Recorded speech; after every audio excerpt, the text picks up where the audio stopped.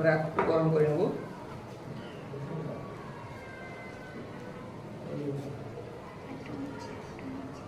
যেন না ফুটে, আমাদের খেয়াল রাখতে হবে যেন না ফুটে, একটু জাস্ট গরম করে নিতে হবে।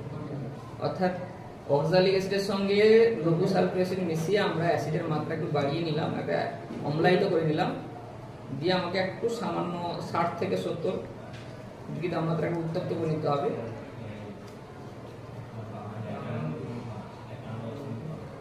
প্রায় হয়ে গেছে বলতে গেলে।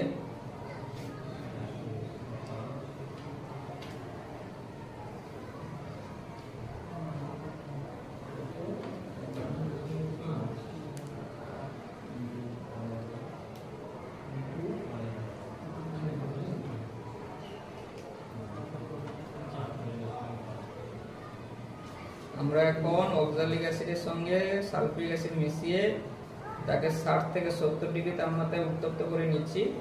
এটাকে আমরা KMnO দ্রবণ দ্বারা ডাইলেশন করব। আমাদের